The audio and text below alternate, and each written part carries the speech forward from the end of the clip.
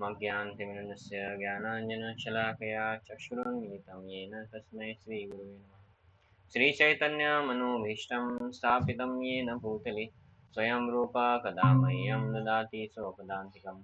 वन्देऽहं श्रीगुरो श्रीयुतपदकमलं श्रीगुरून् वैष्णवां च श्रीरूपं सागरजातं सहगण रघुनाथान्वितं तं सजीवं साद्वैतं सावधूतं परिजनसहितं कृष्णचैतन्यदेवं श्रीराधा कृष्णपादान् सहगण ललिता श्रीविशाखान्वितां च नमो विष्णुपादाय कृष्णमृषाय भूतले श्रीमते भक्तिवेदांत स्वामिनिति नामिने नमस्ते सारस्वते देवे गौरवाणी प्रचारिणे निर्विशेष शून्यवादी पाश्चात्यदेशतारिणे नमो महावदन्याय कृष्णप्रेम प्रदायते कृष्णाय कृष्णचैतन्य नामिने गौरकृषे नमः।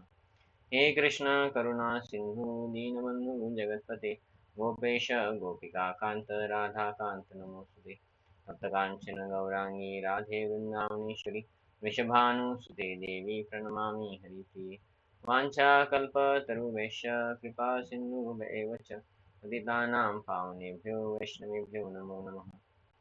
जय श्री कृष्ण चैतन्य प्रभु नित्यानंद श्री अद्वैत गदाधर श्रीवासादि गौरभक्तवृंद हरे कृष्ण कृष्ण कृष्ण हरे हरे हरे राम राम राम हरे हरे। मूकं करोति वाचालं पङ्गुं लङ्घयते गिरिं यत्कृपातमं वन्दे श्रीगुरुदीनतारिणम्। हरे कृष्ण। तो बस एक मैसेज कर देता हूँ, एक प्रभु जी है उनको भेजना है। तो अभी तक हमने जो देखा था, लास्ट जो श्लोक देखा था हमने, वो भगवद गीता से लिया था 9वें अध्याय का। समूहम सर्वभूतेषु न मे द्वेष अस्ति न प्रिय ये भजन्ते तु माम भक्त्या मयि तेषु चाप्य अहम। तो इसमें भगवान बोल रहे हैं कि मैं सबके लिए समान हूँ, लेकिन आगे भगवान क्या बोलते हैं, फिर भी, ऐसा बोलते हैं भगवान कि फिर भी मैं क्या करता हूँ, भक्तों के लिए स्पेशल फेवर है हमारा, ऐसा भगवान बोल रहे हैं। तो इसका अर्थ क्या है कि भगवान हालांकि सम है, मतलब अगर कोई अच्छा काम करेगा तो भगवान उनको वही रिजल्ट देंगे जो हिंदू हो या मुस्लिम हो। अगर वो अच्छा काम करेंगे तो भगवान उनको वही रिजल्ट देंगे, वो हिंदू है उसी को दे रहे हैं, वही मुस्लिम को भी देंगे। और अगर हिंदू भी है बुरा काम करेंगे तो उनको भगवान फिर ऐसा नहीं कि अच्छा ही रिजल्ट देंगे, उनको बुरा देंगे। और ऐसा नहीं कि राक्षस है इसलिए भगवान राक्षसों को ही बुरा दे दे, नहीं। जो बुरा करता है, फिर वो हिंदू हो मुस्लिम हो भगवान का भक्त भी होगा तो भी भगवान उनको थोड़ा बहुत आ, कर्म के हिसाब से रिएक्शन देती है, लेकिन स्पेशल फेवर भक्तों के ऊपर है। इसका अर्थ क्या है, जो भगवान की भक्ति में जुड़े हैं उनके भगवान पाप नष्ट करते हैं, जितना वो शरणागत है। वो बोलते हम भक्त है, लेकिन भक्त है भगवान का नाम जप नहीं करते, कुछ नहीं करते, तो फिर वो भक्त है क्या, ये डाउट हो गया ना फिर। मतलब हम माइक्रोसॉफ्ट कंपनी में काम करते हैं, लेकिन कभी कंपनी में जाते ही नहीं, उधर जाके कभी काम ही नहीं करते, फिर हम कंपनी में हमारा बस सिलेक्शन हुआ है लेकिन हम जा नहीं रहे, कंपनी का सेवा नहीं कर रहे, तो हम कंपनी में काम कर रहे हैं क्या फिर माइक्रोसॉफ्ट में?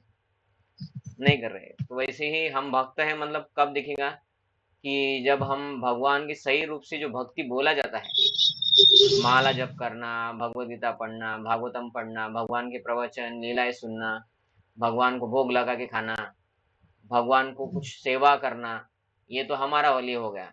भगवान का सेवा, जैसे कि कोई गृहस्थ है तो वो लक्ष्मी से सेवा करेंगे, तन से भी करना चाहिए, मतलब शरीर से भी भगवान का सेवा करना चाहिए, प्रचार करना चाहिए, तब बोलेंगे। अभी प्रचार तो सबको नहीं आता है, तो जितना ये सेवा में से जो नौविधा भक्ति है, श्रवणम कीर्तनम विष्णु स्मरणम पाद सेवनम अर्चनम वंदनम दास्यम साख्यम आत्मनिवेदनम, इसमें से वो जो कर सकता है वो कर रहा है, तब वो कहेंगे कि भक्त है। लेकिन इसमें भगवान का नाम जप इम्पोर्टेंट है। जो नाम जप नहीं करता बोलते हम भक्त है, भक्त है तो नाम जप कर रहे हैं, तब समझेगा। जो नाम जप नहीं करता है मतलब वो भक्त ही नहीं है, क्योंकि भक्त है तो नाम जप करेगा ना। ये पहला क्राइटेरिया है, जो भक्त है वो नाम जप करेगा, और जो भक्त नहीं है वो कभी भी नाम जप नहीं करेगा। ये दूसरा ये क्राइटेरिया क्या है कि वो अभक्त है, इसका गारंटी है ना। तो इसके अलावा भक्त के और भी कोई बहुत सारे लक्षण है, ऐसा नहीं कि बस नाम जप कर रहा है, गुण भी होना चाहिए। वैसा उन्होंने वर्तनूक भी होना चाहिए। तो ये सब मिला के फिर हम बोल सकते कि भक्त है, तब जाके स्पेशल फेवर आता है भगवान का, है ना। तो ये हमने देखा था। ठीक है, अभी आगे का हम देखते हैं। तो ये 30 नंबर श्लोक है 9वें अध्याय का।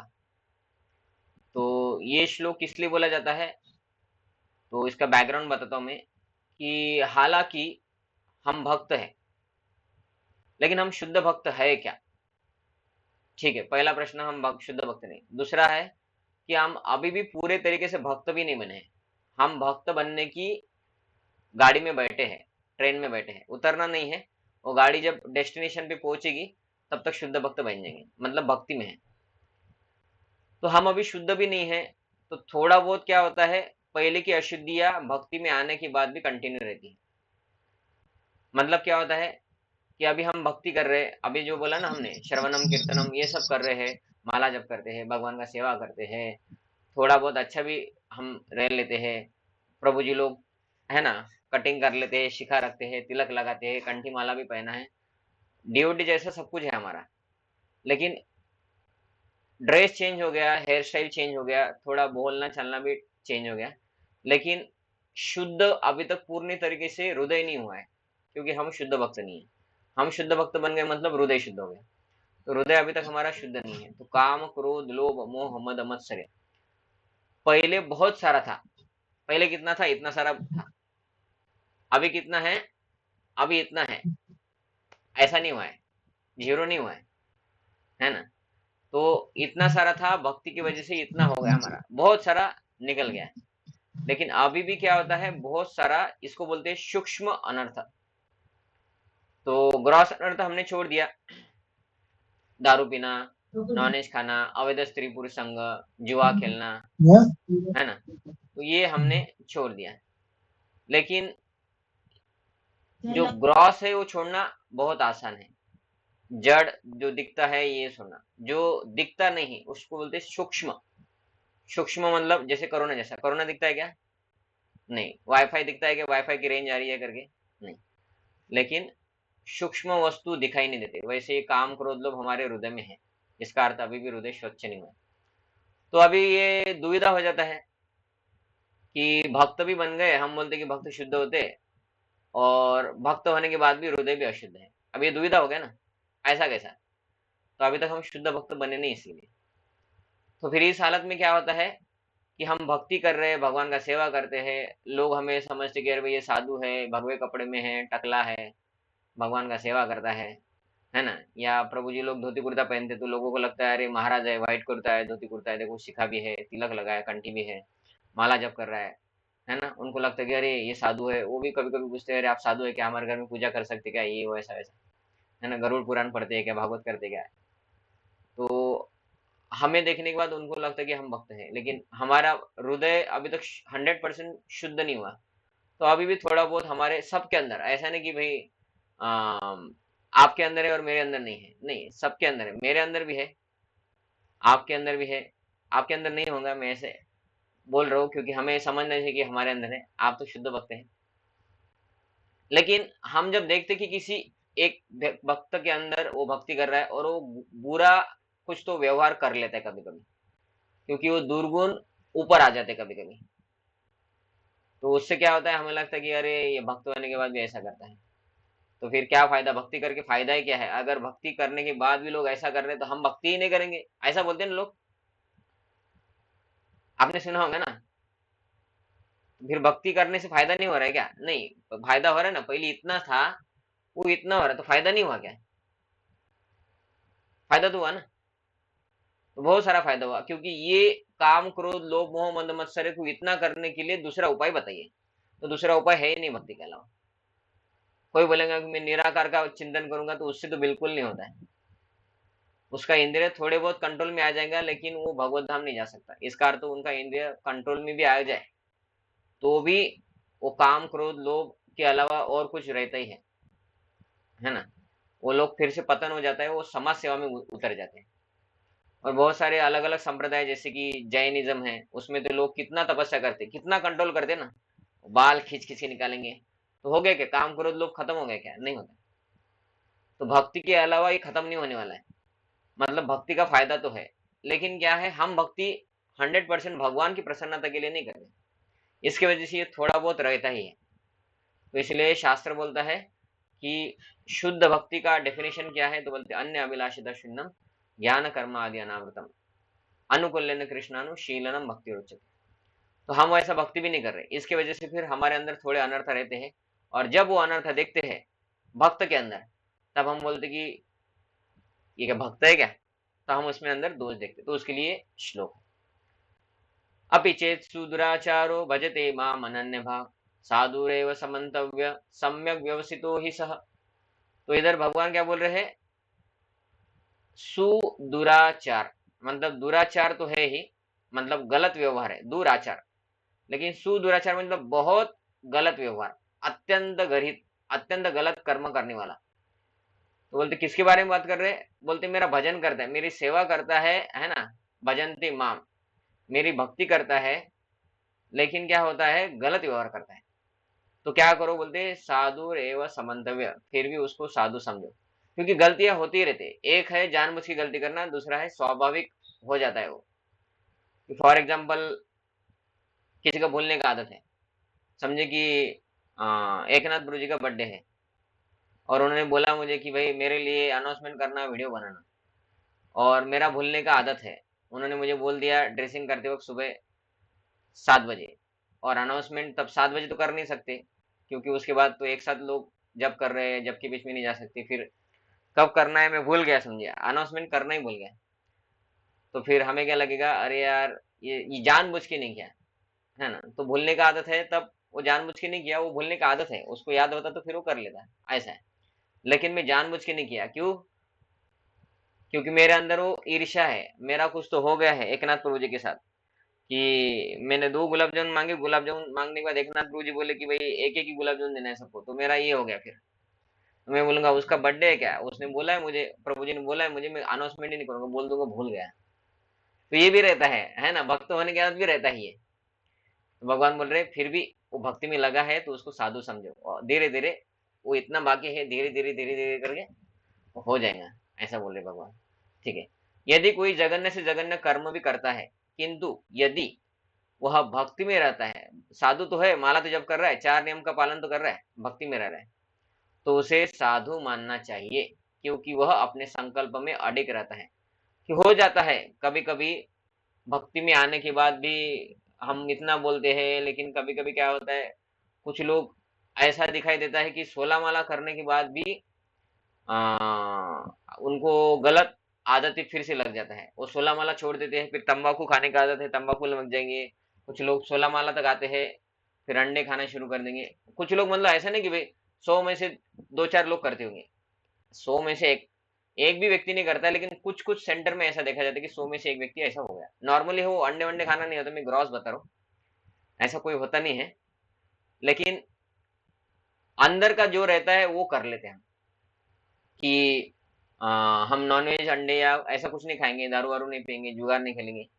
लेकिन कुछ तो जो भक्ति के लिए अनुकूल नहीं था, ऐसा कुछ कर देंगे, झूठ बोल देंगे, किसी को पैसे से फंसाएंगे कि भक्ति में है हम, लेकिन हम क्या करेंगे, लोगों को बोलेंगे हम भक्त है, और अपना बिजनेस चलाएंगे और उनका नुकसान कर देंगे, या उनसे पैसे लेंगे, हम ही भक्त हैं, हमको थोड़ा शादी के लिए पैसा दे दो, ऐसा करके फंसाएंगे, ऐसा दिखाई जाता है।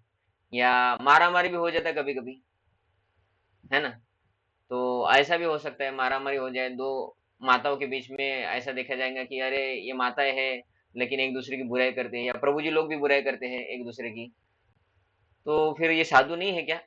नहीं, भगवान बोलते वो पहले 24 घंटे बुराई करते थे, अभी 24 घंटे में से 1 घंटा उसके मन में बुरा विचार आता है, और तब वो गुस्से में है, तब वो बुराई करते हैं, तो उसे साधु समझो। क्यों? क्योंकि वो बाकी थोड़ी ना छोड़ा है, वो क्या नॉनवेज खाना शुरू कर दिया है, वो दारू पीना शुरू कर दिया है, अवैध स्त्री पुरुष संग शुरू कर दिया है, वो जुगार खेलने लग गया है, मर्डर करने शुरू कर दिया है। थोड़ा बहुत रहता ही है कि भाई वो आदमी झूठ बोलता है भक्त होने के बाद भी, है ना। तो एकदम शुद्ध भक्त तो नहीं बन गए ना, इसलिए वो थोड़ा बहुत रहता ही है भक्ति आने के बाद भी। किधर किधर ऐसा हो जाता है कि हम लोगों को बोलते कि आ जाइए, हमने बहुत अच्छा व्यवस्था किया है, लेकिन हमारे पास मैन पावर कम होता है, तो व्यवस्था किसी किसी को गलत लगता है, तो फिर वो जो डोनर है या जिसको हमने बुलाया वो बोलता है प्रभु जी आपने हमको बुलाया लेकिन हमारा व्यवस्था नहीं हुआ। हम बोलते प्रभु जी हमने 8 बजे बुलाया था, आप 9 बजे आ गए इसलिए प्रसाद खत्म हो गया।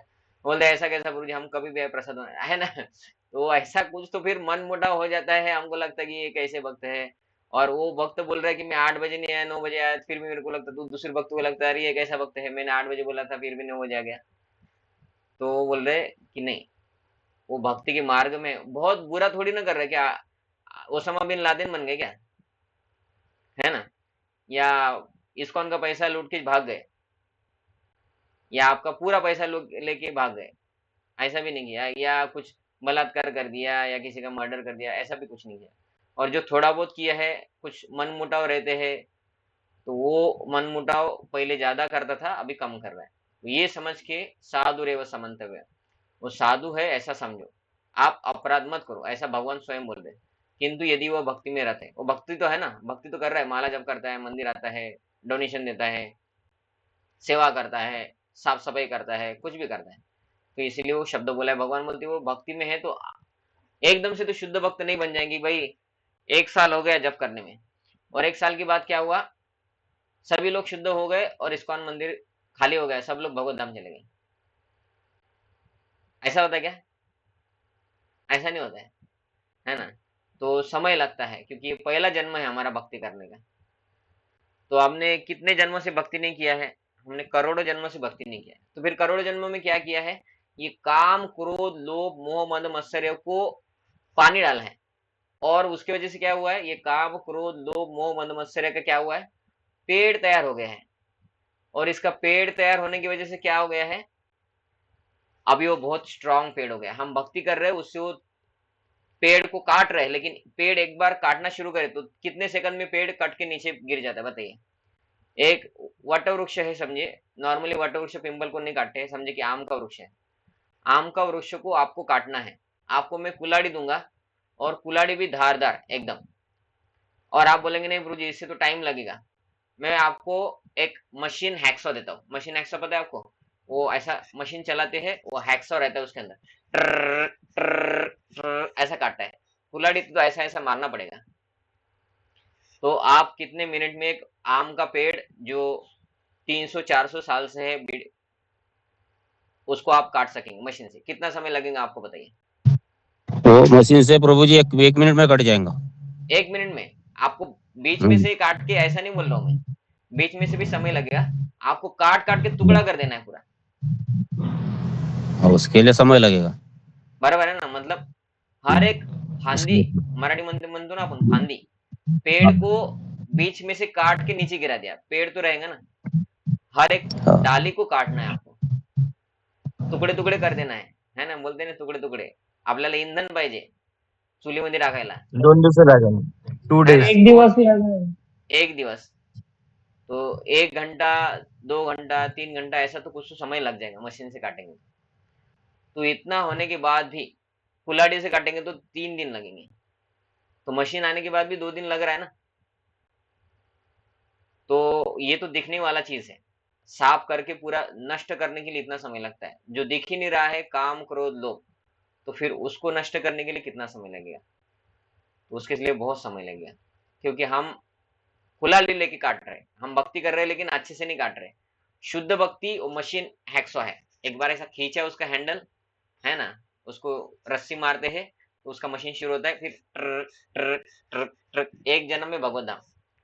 लेकिन हमारा भक्ति क्या होता है, हमारा अभी भी कुछ ना कुछ बहुत जन्मों से भक्ति नहीं किया है, तो पेड़ बहुत बड़ा है और कुल्हाड़ी से काट रहे तो समय लगता है, और मशीन से भी काटेंगे, अभी मशीन भी आ गया भक्ति, तो अभी हमारा मशीन क्या है, हम शुद्ध भक्ति नहीं कर रहे इसलिए समय लगता है। तो फिर समय लग रहा है इसका अर्थ भक्ति काम नहीं कर रहा है, ऐसा नहीं है। समय लग रहा है मतलब क्या है, तब तक पेड़ दिखता ही रहता है, अरे पेड़ अभी तो काटा ही नहीं तुमने, तुमको तो मशीन दिया है, पेड़ काटा ही नहीं।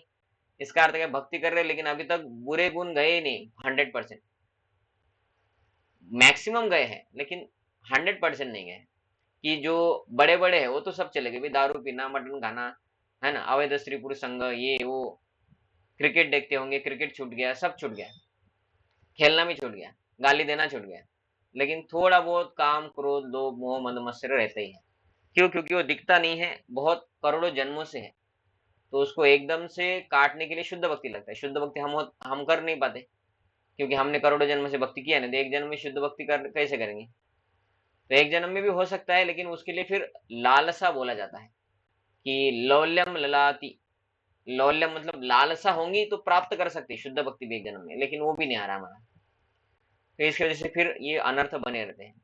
तो फिर हम अपराध करते हैं, भक्त के बारे में गलत सोचते हैं। तो भगवान बोलते कि नहीं, वो भक्त है तो गलत मत समझो। क्यों? क्योंकि वो भक्ति कर रहे हैं। ठीक है, तात्पर्य। तात्पर्य में प्रभुपाद जी क्या बोलते हैं देखते हैं हम अभी। इस श्लोक का सुदुराचार शब्द अत्यंत महत्वपूर्ण है, अतः हमें ठीक से समझना होगा। जब मनुष्य बद्ध रहता है तो उसके दो प्रकार के कर्म होते हैं, प्रथम बद्ध और द्वितीय स्वाभाविक, है ना। मनुष्य के दो प्रकार के कर्म है, एक बद्ध एक स्वाभाविक, ऐसे प्रभुपाद जी बोल रहे हैं।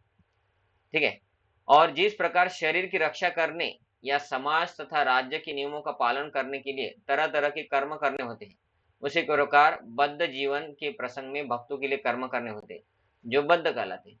इनके अतिरिक्त जो जीव अपने आध्यात्मिक स्वभाव से पूर्णतया भिज्ञ रहता है और कृष्ण भावनाओं में या भक्ति में लगा रहता है, उसके लिए भी कर्म होते हैं जो दिव्य कहलाते हैं। मतलब क्या होता है? ये बोल रहे कि बद्ध व्यक्ति क्या करता है? भौतिक कर्म करते रहता है, लेकिन आध्यात्म में आते हैं तो भी कुछ ना कुछ आध्यात्मिक कर्म रहती है, उसे भक्ति युक्त कर्म भी बोलते हैं। लेकिन भक्त बनने के बाद भी हमें जॉब पे जाना है, घर संसार संभालना है, पैसे कमाना है, साफ सफाई करना है, ये सब बातें करना ही पड़ता है। आपको गाड़ी खरीदना है तो फिर इंटरनेट पे गाड़ी का बारे में देखना पड़ेगा, है ना। तो हम बोलेंगे अरे भक्त होने के बाद गाड़ी के बारे में देख रहा है, इसके अभी भी लालसा है ना, ऐसा लगेगा ना।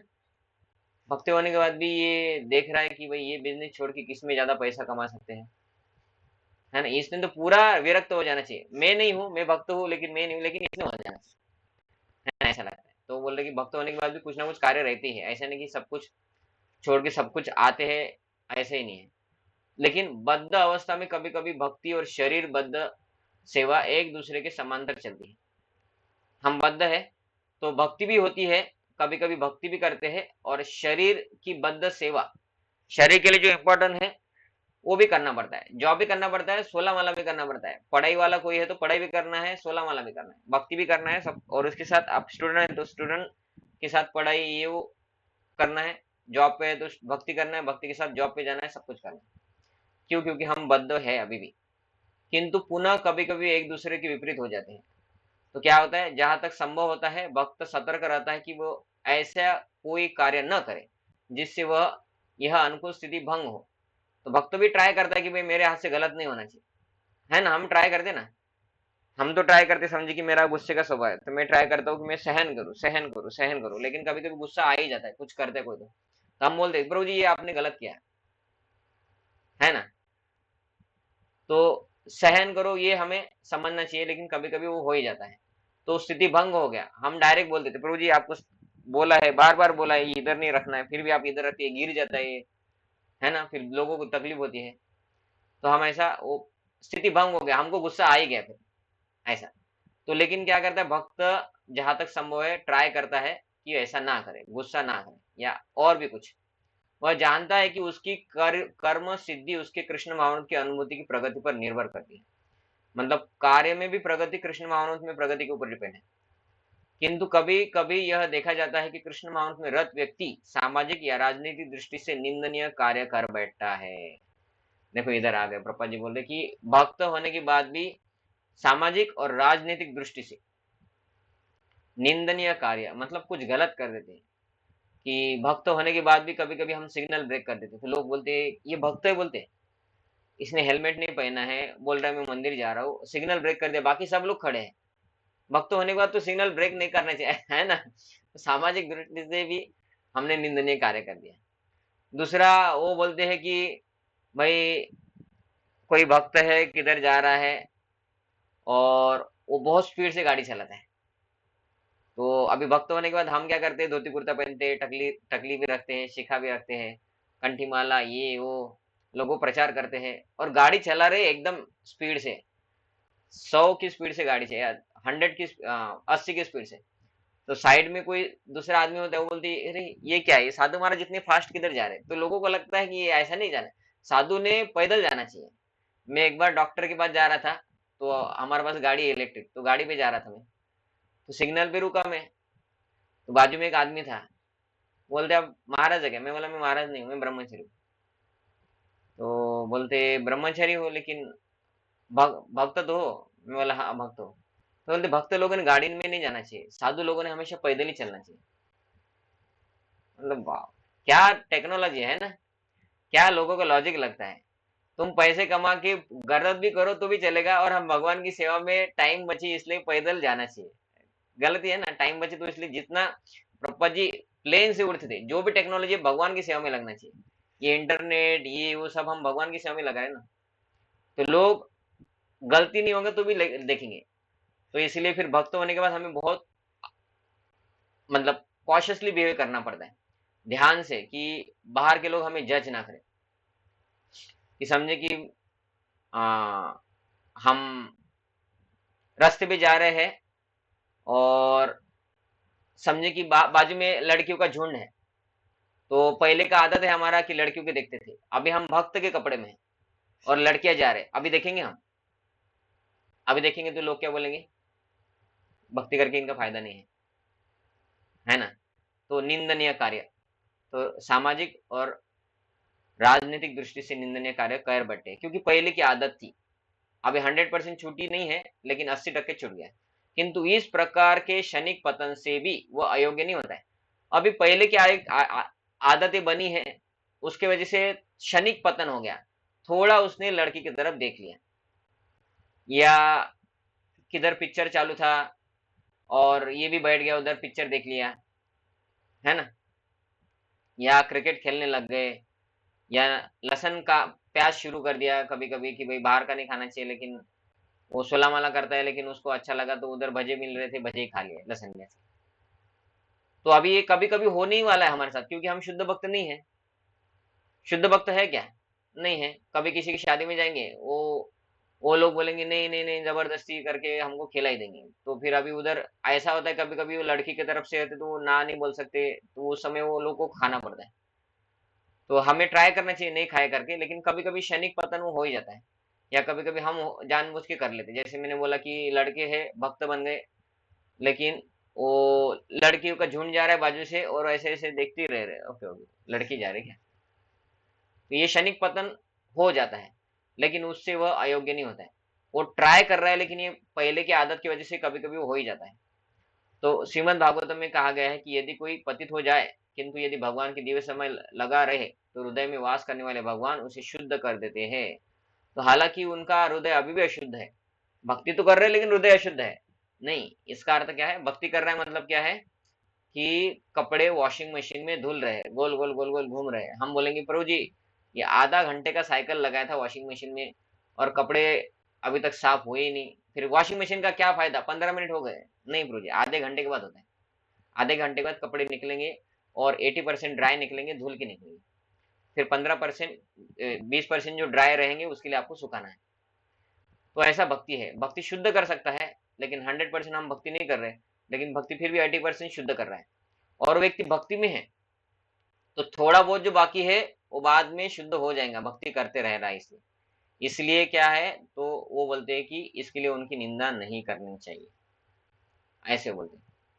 तो एक तो है स्वभाव की वजह से, लेकिन दूसरा है कि जानबूझ के हमें नहीं करना चाहिए, कि स्वभाव की वजह से कभी कभी हमारा क्या है, गाड़ी फास्ट चलाने का है तो हम चलाएंगे, लेकिन जानबूझ के हम दूसरों का नुकसान कर रहे हैं भक्ति में आने के बाद भी, फिर वो तो बहुत गलत है। कि हमें पता है कि ये इस्कॉन के लिए गलत है फिर भी हम कर रहे हैं, तो फिर तो बहुत गलत है। हमें पता है कि ये दूसरे के लिए गलत है, कि भाई मेरा कुछ सेवा है और कुछ किधर मेरे हाथ से कांच फूट गया, तो मैं क्या बोलूंगा, जान दो ना, अभी मैं क्यों उठाऊं, कोई और आएगा उठा लेगा, तब तक किसी के पाँव में घुस गया है ना। तो फिर ये तो बहुत गलत हो गया। फिर मुझे पता है मेरे हाथ से कांच फूटा है तो मुझे साफ करके उसको कचरे में डालना है, अभी मेरे को कितना भी अर्जेंट काम हो, या तो मुझे बहुत अर्जेंट है तो मुझे दूसरे को बोलना पड़ेगा, प्रभु जी इधर कांच है आप कृपया साफ कर दीजिए, है ना, ऐसा।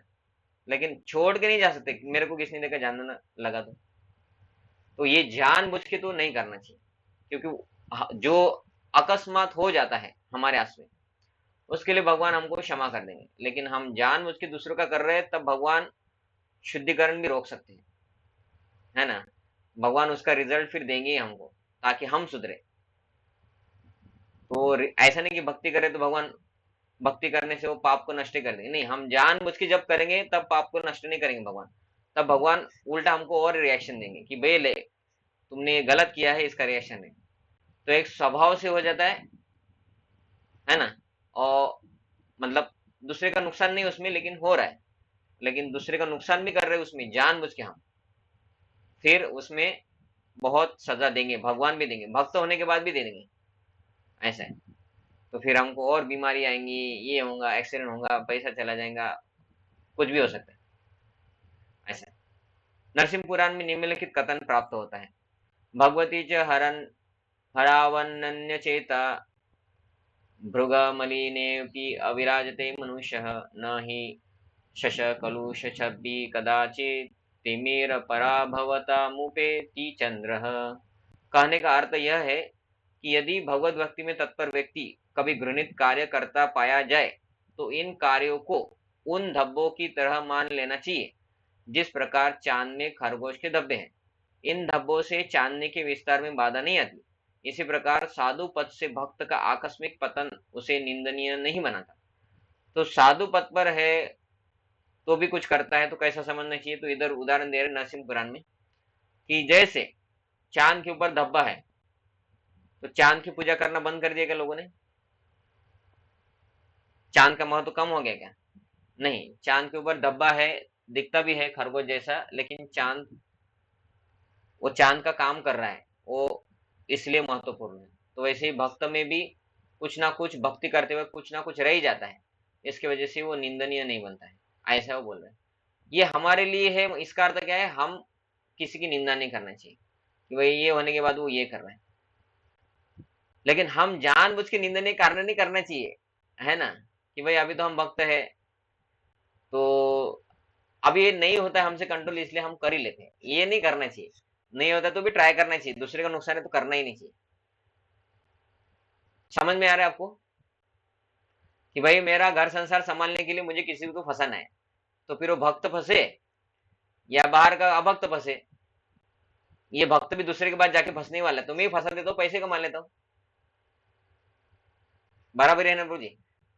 वो बाहर जाएगा तो उसको 1 लाख रुपए का चूना लगने वाला था, तो मैं उसको 80,000 का लगाऊंगा, भक्त का तो फायदा ही कर रहा हूं मैं, है ना?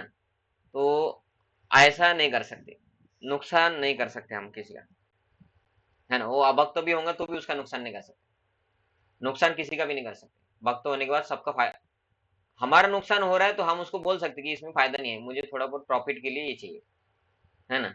लेकिन नुकसान नहीं कर सकते।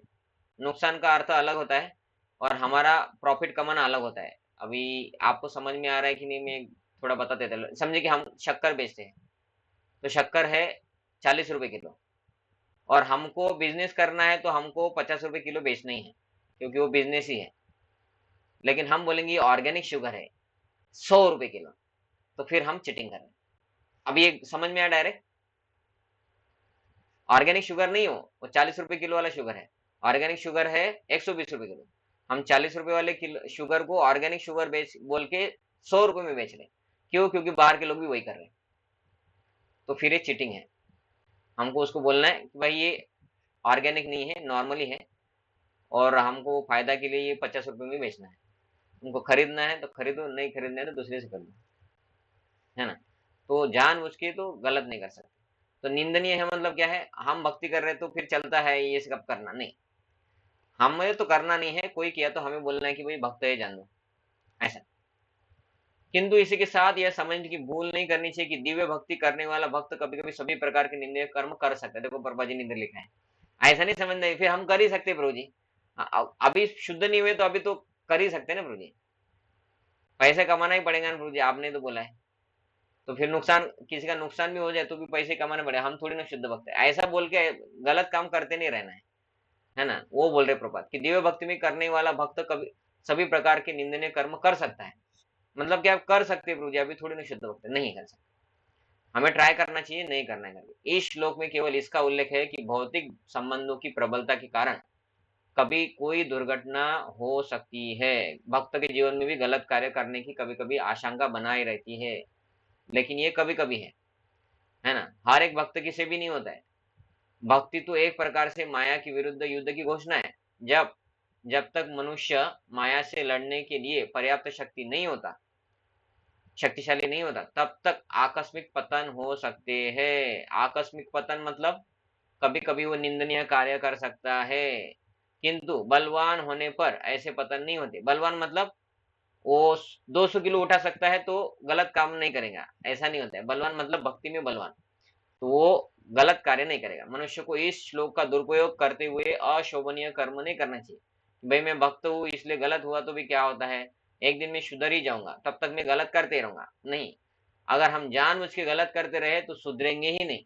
अंदर से भगवान हमको बोलना ही बंद कर देंगे कि भाई सुधरो सुधरो करके। अभी हम भक्ति करने की वजह से अंदर से भगवान बहुत जोर से बोलते ये गलत है करो ही मत, और हम रुक जाते। लेकिन जब भगवान का हम एक बार नहीं सुनते, दो बार नहीं सुनते, तीन बार नहीं सुनते, हम बोलते जान दो ना, क्या होता है, इससे तो फायदा ही होने वाला है, हमारा घर संसार चलाना है ये वो, तो फिर अंदर से भगवान बोलते हैं हम नहीं सुनते, बोलते हैं हम नहीं सुनते, तो फिर भगवान का आवाज आना और कम हो जाता है। भगवान बोलना ही करते तुमको जो करना है करो, तुम मेरा सुनता ही नहीं तो क्या करेंगे।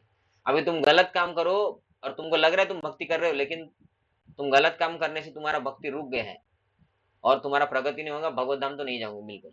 गलत काम किया है, जानबूझ के गलत काम किया है इसलिए, तो इसलिए दुरुपयोग नहीं करना चाहिए, ऐसा वो बोले।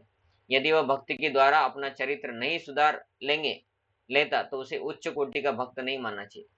अगर वो भक्ति करने के बाद भी गलत काम को जानबूझ के करते रहता है तो वो शुद्ध भक्त नहीं है, अशुद्ध भक्त है। ऐसे व्यक्ति को शुद्ध भक्त समझ के उसके उसका प्रमोशन नहीं करना चाहिए कि ये शुद्ध भक्त है। ठीक है, आगे का श्लोक लेते हैं। प्रभु जी हाँ, पण शुद्ध भक्त तो करेगा ही नहीं ना ऐसे गलतियां।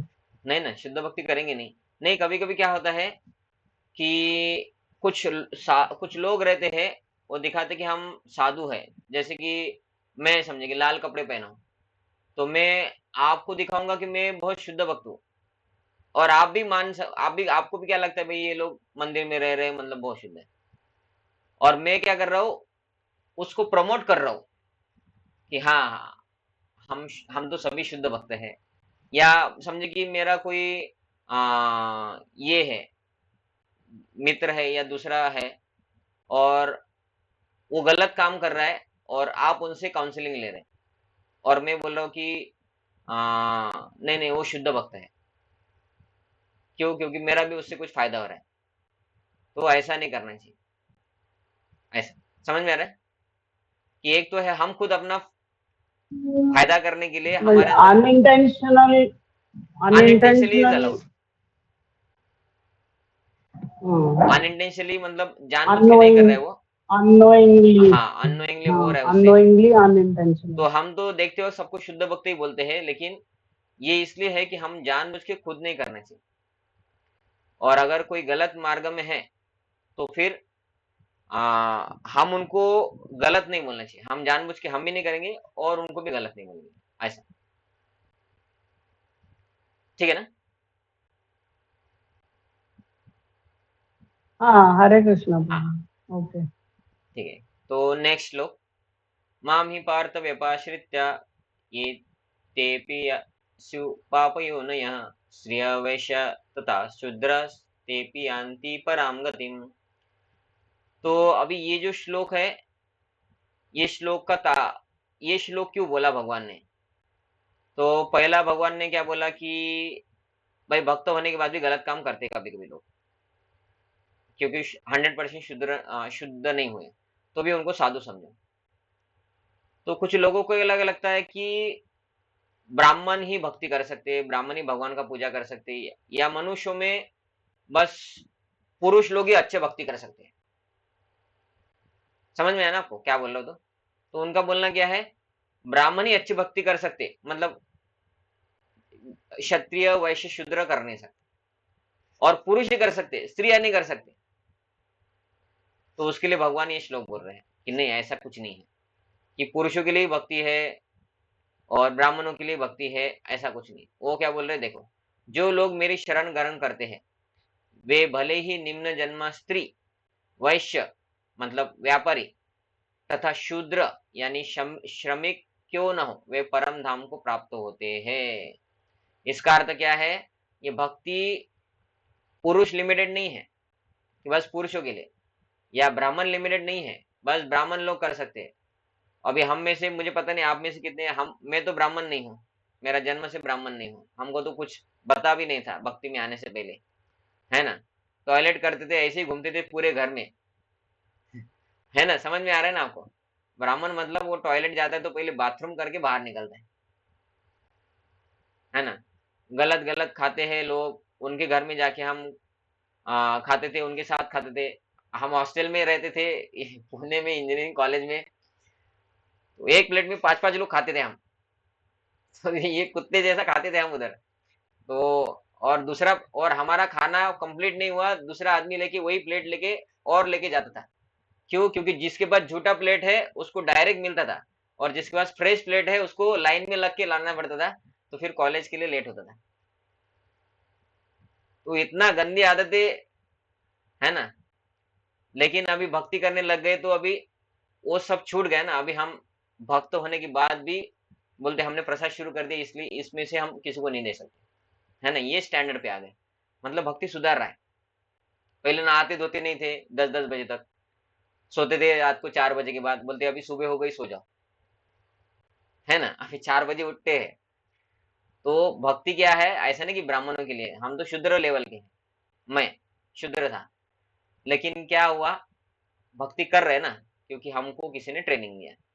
तो शरण ग्रहण करना, भगवान की शरण ग्रहण करना का एक और अर्थ होता है भगवान के भक्तों की शरण ग्रहण करना, क्योंकि भगवान तो आके हमको प्रचार नहीं किया, भक्तों ने किया है। तो भगवान की शरण का पहला अर्थ ये होता है कि भक्तों की शरण। जब भक्तों की शरण, वो भक्तों की शरण में आता है गुरु की शरण। तो जब गुरु की शरण लेके उनके आदेश फॉलो करते हैं तो वो व्यक्ति कोई भी हो सुधरता ही है। और इसके लिए भी एक श्लोक है भागवतम में, वो श्लोक इस प्रकार से है, किराट हुनांद पुलिंद पुलकश आबिर शुंभ यमुना कसादया ये अन्य च पापा यदा श्रेया शुद्धंति तस्मै प्रभ विष्णवे नमः। तो ये श्लोक क्या बोल रहे हैं, किराट हुन आंध्र पुलिंद पुलकश आभिर शुंभ यवन खस आदि, ये क्या है, ये नाम है। उसमें यवन मतलब होता है मुसलमान। यवन का अर्थ क्या होता है, मुसलमान। अभी हमको समझिए, अभी हम भक्ति में आ गए तो हमारा स्टैंडर्ड बहुत ऊंचा हो गया।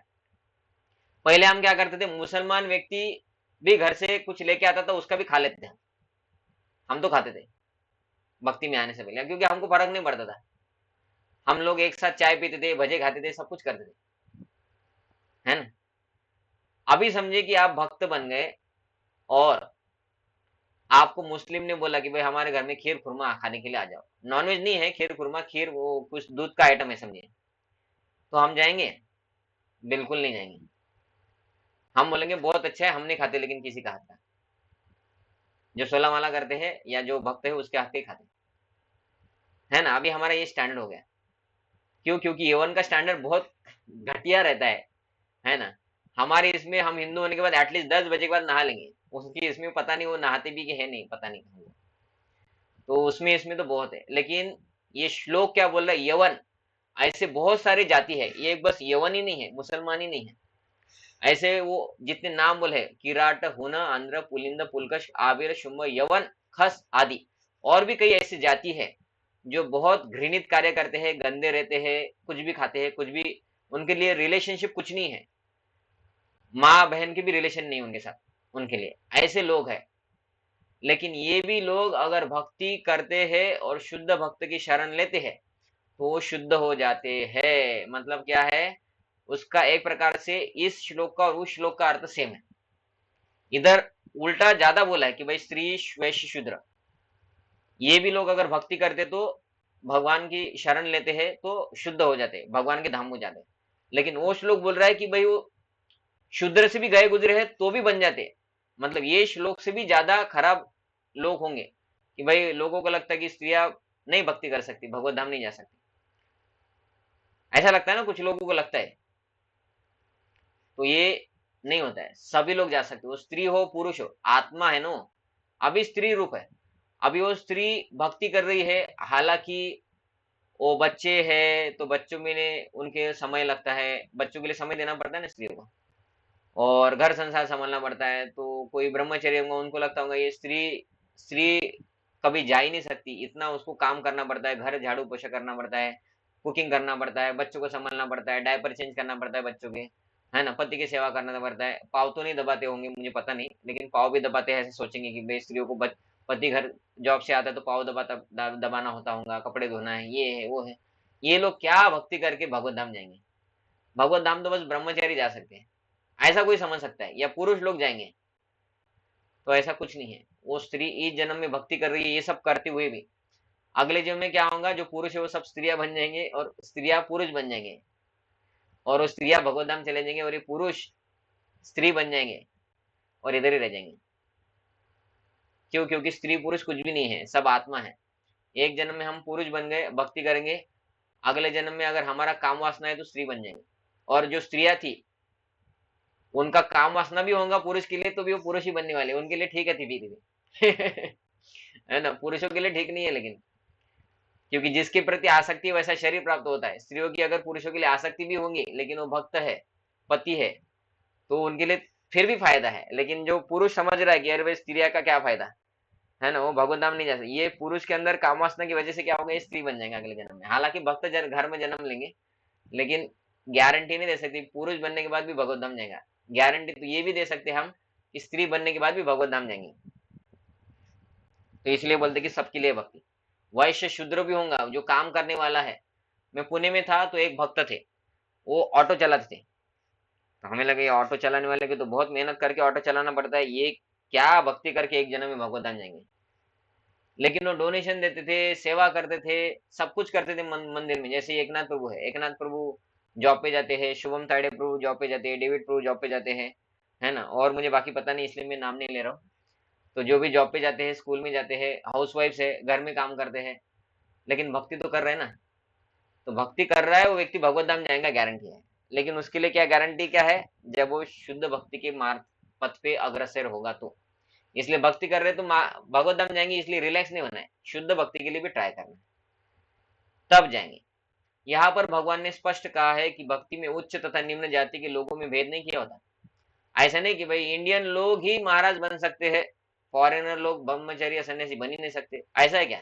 अभी बन रहा है ना, फॉरेनर लोग भी महाराज है और हमसे शुद्ध है, इंडियन से ज्यादा शुद्ध है।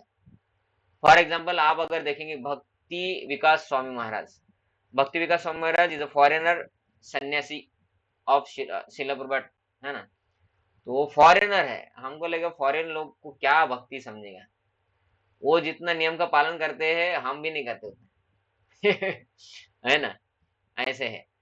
बहुत सारे फॉरेनर डिवोटी है जो हिंदू भी नहीं है, ब्राह्मण कुल में नहीं जन्मे हैं, लेकिन वो शास्त्रिक एडवाइजरी कमेटी में है। शास्त्रिक एडवाइजरी कमेटी क्या है, हमसे ज्यादा शास्त्र पढ़े हैं, हमसे ज्यादा शास्त्रों के नाम उनको पता है, हमसे ज्यादा श्लोक पता है, श्लोक का अर्थ पता है, फॉलो कर रहे हैं, और इस्कॉन को शास्त्र के हिसाब से इस्कॉन कैसे चलाते हैं वो इस्कॉन को गाइड करते हैं। वो ब्राह्मण नहीं है, इंडियन नहीं है। तो जाति धर्म का इसके ऊपर कुछ भी नहीं है भक्ति में, है ना। बहुत सारे इंडियन लोग हैं जो फॉरेनर साधु से दीक्षा लिए है, फॉर एग्जाम्पल राधानाथ स्वामी महाराज, भक्ति विकास स्वामी महाराज, ये सब फॉरेनर है, लेकिन लोग उनसे दीक्षा ले, क्यों? क्योंकि उनके गुण इंडियन से भी ऊंचे हैं, हम इंडियन होने के बाद भी ऊंचे हैं, मतलब हमसे ज्यादा शुद्ध है। तो ये जाति धर्म नहीं आता है भक्ति में। और श्रीमद् भागवतम में कथन है कि अधम योनि जैसे चंडाल, चंडाल मतलब कुत्ता खाने वाले लोग भी शुद्ध हो सकते हैं या हो जाते हैं जब भक्ति करते हैं। तो भक्ति करते का अर्थ देखो, इधर लिखा है शुद्ध भक्त की शरण ग्रहण करके सामान्य से सामान्य व्यक्ति भी शुद्ध हो जाता है। तो हालांकि श्लोक में क्या लिखा है, जो लोग मेरी शरण, मतलब भगवान बोल रहे मेरी शरण, लेकिन भगवान की शरण हम ले ही नहीं सकते, हम पहली बात लेते ही नहीं। जैसे मैं, आपका पता नहीं, मुझे कुछ नहीं लेना देना था, मुझे पता ही नहीं था भक्ति वक्ति क्या होता है। हम ऐसे ही घूमते थे, चाय पीते थे, हमको सैलरी मिलता था जॉब करते करते, सॉरी हम एजुकेशन कर रहे थे, फिर भी हमको 8,000 रुपये महीना मिलता था। और क्या करते थे, सुबह जाते थे, अटेंडेंस लगाते थे, दोपहर को इधर उधर घूमते थे, वाईफाई पे पिक्चर डाउनलोड करते थे, कुछ लेक्चर होता था, 2-3 लेक्चर अटेंड करते थे, चाय भजे खाते थे, रूम में आते थे और फिर अपना फिर से जो करना है वो करते थे अटेंडेंस लगा के। हमको 8,000 रुपये मिलता था। तो फिर भगवान की कोई जरूरत है क्या? पैसे तो मिल रहा है एजुकेशन करते करते, और एजुकेशन के बाद जॉब लगेगा तब उससे और मिलने वाला था, गारंटी है। लेकिन भगवान की शरण ली क्या? नहीं ली। भक्त आए, भक्तों ने हमको चीटिंग किया, बोले पर्सनैलिटी डेवलपमेंट क्लास है, चलो ऐसा बोल के हमको भक्ति के क्लास देना शुरू कर दिया, और हम भक्ति में क्लास सुनने के लिए आना चाहिए इसलिए हमको स्वीट खिलाते थे। तो हम बोलते फिर जाने दो, वैसे हमारे पास बहुत समय है, और हम स्वीट बाहर तो कभी पैसे से खरीद के स्वीट खाया भी नहीं था, उतना आदत नहीं था, है ना। बाहर पे क्या, सब बुरी आदतें, चाय पीते थे, भजे खाते थे लहसुन प्याज वाले, लेकिन इधर ये स्वीट खिलाते थे, रस मलाई रबड़ी ये वो खिलाते थे। तो हम बोलते भाई वैसे भी उधर पैसे से हम चाय पीते हैं मीठा, तो इधर रसमलाई रबड़ी मिल रही है और कुछ बता भी रहे लोग और इंग्लिश में बात करते हैं, ठीक है भाई, अच्छा ही है, हमारा भी इंग्लिश सुधर जाएगा, है ना। ये इंग्लिश सुधर जाएगा चक्कर में खाने को मिल रहा है, इंग्लिश सुधर जाएगा, ये चक्कर में क्लास अटेंड करते थे, खाने के चक्कर में इंग्लिश सुधर जाएंगे चक्कर में, और भक्त हो गए। तो चीटिंग किया उन्होंने और भक्त बन गए, है ना। तो भगवान की तो शरण ली ही नहीं हमने, वो भक्तों ने हमको कुछ प्रवचन किया, भक्तों की शरण ली हमने, वो बोलते थे वैसा करते थे कि भाई आ जाओ हफ्ते में एक बार, सुबह जल्दी उठ के आया करो 5 बजे, हमको ऐसा बोलते थे क्योंकि हम उठते थे 8 बजे। तो बोले कभी 5 बजे उठने का ट्राई करो, हमको पहले बोले 6 बजे आओ, 7 बजे बोला था, हम 7 बजे पहुंचे, फिर बोले 6:30 बजे आओ, ऐसा कर करके फिर बोले इधर ही रह जाओ। तो भक्तों की शरण लिया तब जाके शुद्ध हुए, भगवान की तो शरण लेने की जरूरत ही नहीं थी हमको, ऐसा हमको लगता था। फिर भक्तों की शरण के बाद फिर भगवान की शरण, इसलिए वो बोल रहे शुद्ध भक्त की शरण ग्रहण करने से, ऐसा बोल रहे। तो भगवान की शरण ग्रहण करने से नहीं होता है, शुद्ध भक्त की शरण ग्रहण करने से भगवान की शरण हम ग्रहण करते हैं, नहीं तो हम भगवान की शरण ग्रहण करते ही नहीं, हम भगवान के साथ व्यापार करते हैं कि भाई हम मंदिर में आए, आपको ये किया ये किया, ये चढ़ाया वो चढ़ाया, हमारा ये प्रॉब्लम सॉल्व कर दो, व्यापार। शरण लेना अलग है, व्यापार करना अलग है। तो हम भक्ति में है ऐसा हमें लगता है, लेकिन हम भगवान के साथ व्यापार ही करते हैं पहले पहले। शरण लेना क्या है, आपकी जो इच्छा करो हमारे साथ, हम भक्ति करेंगे। अभी आपको बीमारी देना है बीमारी दो, आपको जॉब लगाना है जॉब लगाओ, नहीं जॉब लगाना है मत लगाओ, हम हमारा प्रयत्न करते बैठेंगे। हम भक्ति करने के बदले में आपको नहीं बोलेंगे कि मेरा 50,000 का जॉब है 1 लाख का लगने दो। ये है सही तरीके से शरण लेना। तो इसमें वही बोला है कि ब्राह्मण रजोगुनी, क्षत्रिय शूद्र क्या है, तामसी और रजोगुनी होते हैं। तो ये गुण के हिसाब से है, लेकिन जो चांडाल है वो तो कुत्ता खा रहा है, वो तो उससे भी नीचे है, पापी कुल में है, लेकिन वो भगवत भक्त बन सकता है, गारंटी है, ऐसा वो बोल रहे हैं। तो जैसा कि व्यपाश्रित शब्द से सूचित है, मनुष्य को पूर्णतया कृष्ण की शरण ग्रहण करनी चाहिए। कैसी शरण करनी चाहिए? पूर्णतया, है ना। तब वह बड़े से बड़े ज्ञानी तथा योगी से भी महान बन सकता है। तो पूर्णतया शरण और थोड़ा शरण मतलब क्या है, कभी कभी मंदिर जाना ये वो करना। पूर्णतया शरण मतलब अभी माला जप करना ये वो सब। तो अभी जब जो आप सब कुछ कर रहे हो पूर्ण शरण के मार्ग में है, मतलब ये बढ़ते बढ़ते जाएगा और पूर्ण शरण हो जाएगा। लेकिन जो माला ही जप नहीं कर रहा है वो मतलब उसने भगवान का शरण ग्रहण किया ही नहीं, क्योंकि माला जप करने से पैसा नहीं मिलता, तो फिर माला जप क्यों करना है? तो फिर शरण नहीं है। जॉब पे जाने के बाद पैसा मिलता है तो मैं जॉब पे जाऊंगा, इसका अर्थ क्या है, पैसों की शरण में है। माला करने से पैसा नहीं मिलता है तो माला क्यों करना है, नहीं करेंगे। बाहर का खाएंगे क्योंकि बाहर से खाने से आनंद आता है, भगवान को भोग लगा के खाओ उसमें तकलीफ होता है, इसलिए भोग लगा के नहीं खाएंगे। तो फिर शरण ग्रहण की क्या, नहीं की। तो ऐसा नहीं कि भाई हम भक्त है बोलने से हो जाता, नहीं, शरण ग्रहण की क्या ये महत्वपूर्ण है। हम भक्त के नाम पे भगवान से व्यापारी कर रहे होंगे तो, है ना, भक्ति के बदले में हमको ये दे दो वो दे दो ऐसा मांग रहे होंगे तो व्यापार हो रहा है। ठीक है, यहाँ पे हम रुक जाते हैं, आपका कुछ प्रश्न है तो आप पूछ सकते हैं, नहीं तो हम रुक जाएंगे। आज एकादशी है, आपको पता ही होगा सबको। अभी आप ट्राई कीजिए एकादशी के दिन ज्यादा भौतिक कुछ काम होंगे जिसको पोस्टपोन कर सकते हैं उसको पोस्टपोन कीजिए, ये भी भक्त का लक्षण है कि जो कुछ काम आज है वो मैं कल ही कर दूंगा, मतलब yesterday, कल कर दिया मैंने। और आज जो काम है, कुछ काम ऐसे है जो कल मतलब टुमारो करने के बाद भी हो सकता है, तो मैं उसको कल ही करूंगा, आज नहीं करूंगा। क्यों? क्योंकि आज एकादशी है, तो आज ज्यादा जप होना चाहिए, ज्यादा सेवा होना चाहिए, ज्यादा हियरिंग रीडिंग होना चाहिए, इसलिए। तो ये भी हमें देखना चाहिए, एकादशी के दिन हमको जानबूझ के ट्राई करना चाहिए कि भौतिक कामों को कम करे। जो करना है वो तो करना ही है, जॉब पे जाना है, 8 घंटे का जॉब करना है, कुछ किसी का और भी कुछ रहता है, पढ़ाई रहता है, वो तो करना ही है। लेकिन जो हो सकता है उसको कल कर देना, या कल करना मतलब यस्टरडे या टुमारो। आज ज्यादा से ज्यादा समय भगवान की भक्ति में जाए। आज प्रजल्प करना, ये इधर उधर का कुछ करना, वो जितना कम हो करना चाहिए। ठीक है, तो आपको कुछ प्रश्न है तो पूछिए, नहीं तो फिर हम यहाँ पे रुक जाते हैं। ठीक है, बोला जी, माइक माइक ऑन कर लो। ठीक आहे म्हटलं. ओके ओके, चल ठीक है, फिर हम यहाँ पे ओके. रुक जाते हैं। हाँ, ठीक. भगवद गीता यथारूप की जय। जगद्गुरु स्वामी शिल प्रभुपाद की जय। हरे गीता हरे कृष्णा गौर प्रभु जी। प्रेमानंदे, हरि हरि बोल। हाँ, हरे कृष्ण हरे बोलो। कृष्ण। शुद्ध भक्ति करने के लिए ज्यादा से ज्यादा प्रयास में क्या करना चाहिए अभी? शुद्ध भक्ति करने के लिए जो शुद्ध भक्ति कर रहा है उसका आपको संग करना पड़ेगा, अच्छा। तो आपको समझेगा। तो लेकिन शुद्ध भक्ति कौन कर रहा है वो हमें कैसे समझेगा? तो उसके लिए नहीं। हम ज्यादा से ज्यादा प्रवचन सुने, रीडिंग करे, हियरिंग करे, तब हमें समझेगा कि कौन शुद्ध भक्त है। लेकिन इसका अर्थ फिर अशुद्ध भक्त है तो उसका निंदा करे, वो भी नहीं, नहीं। है ना। क्योंकि हमें शुद्ध भक्त तो अभी समझे, परम मुझे लोकनाथ संघ महाराज शुद्ध भक्त है हमारे हिसाब से, तो महाराज का संग हमें मिलेगा नहीं। नहीं। तो इधर जो भक्त अच्छे बिहेवियर कर रहे हैं, हालांकि उनके जीवन में कभी कभी बुरा भी देखेंगे हम, लेकिन हमसे तो उनके अंदर ज्यादा गुण है, तो उनका संग करना चाहिए। वो भी हमारे लिए शुद्ध भक्ति हो गया, क्योंकि हम शुद्ध की तरफ बढ़ रहे हैं ना, हमसे तो उन्नति है। अभी 100% शुद्ध तो नहीं मिलेगा अभी आपको, नहीं। वो आपको महाराज चाहिए, तो महाराज के साथ तो आपको संग करने के लिए मिलेंगे ही नहीं, बात भी करने के लिए नहीं मिलेगा, तो फिर कहाँ से होगा?